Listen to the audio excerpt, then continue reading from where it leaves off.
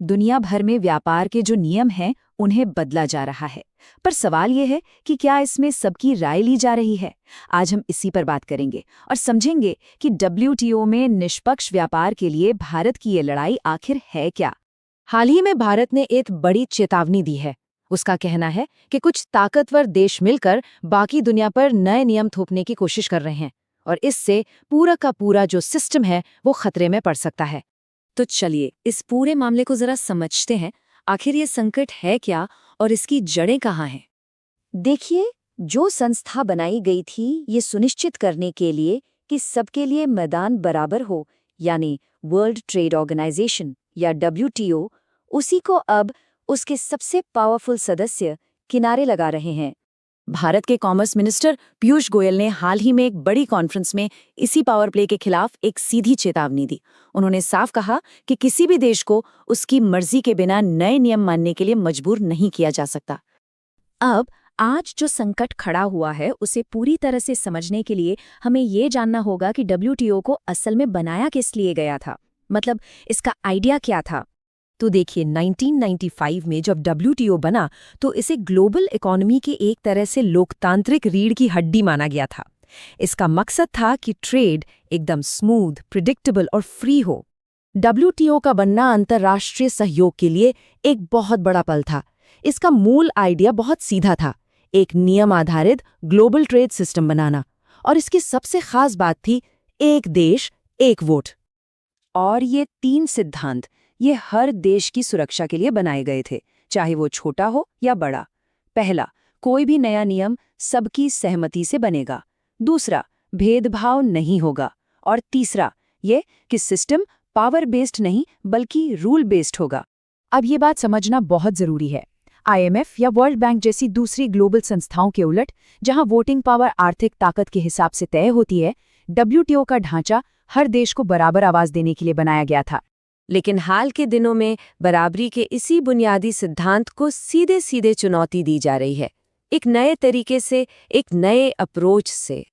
तो टकराव क्या है? एक तरफ है पुराना तरीका, जिसे हम कहते हैं मल्टीलैटरलिज्म, जहां सभी 164 सदस्य मिलकर आम सहमति से फैसले करते हैं। और दूसरी तरफ है ये नया तरीका, प्लूरिलैटरलिज्म, जहां कुछ चुनिंदा देश मिलकर एक ग्रुप बना लेते हैं और आम सहमति को बाईपास कर देते हैं। और इससे होता क्या है? दुनिया में एक तरह का 2 टियर सिस्टम बन जाता है। कुछ देश बन जाते हैं रूल मेकर्स, यानी नियम बनाने वाले, और बाकी विकासशील देशों पर बस उन नियमों को मानने का दबाव बनाया जाता है। चलिए इसका एक बड़ा उदाहरण देखते हैं जहां ये सब असल में हो रहा है, और वो जगह है डिजिटल ट्रेड के नियम। बात है एक ऐसे नियम की जो 1998 में लाया गया था, जब ई-कॉमर्स बस शुरू ही हो रहा था। तब इसे अस्थायी तौर पर लाया गया था, लेकिन तब से इसे बार बार बढ़ाया जा रहा है, और आज विकसित देश चाहते हैं कि ये परमानेंट हो जाए, जबकि विकासशील देश इसे खत्म करना चाहते हैं। अब ये आर्थिक बंटवारा एकदम साफ है।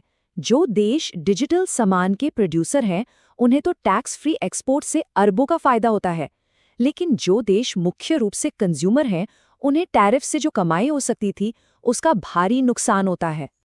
और ऐसा ही एक टकराव खेती को लेकर भी हो रहा है। विकासशील देश जैसे कि भारत अपने किसानों को सब्सिडी देने और अपने लोगों के लिए खाने का स्टॉक बनाए रखने का अधिकार चाहते हैं। वो अपनी खाद्य सुरक्षा को लेकर एक स्थायी समाधान की मांग कर रहे हैं। तो अब आते हैं भारत के स्टैंड पर। इस पूरी बहस में भारत खुद को एक लीडर के तौर पर पेश कर रहा है।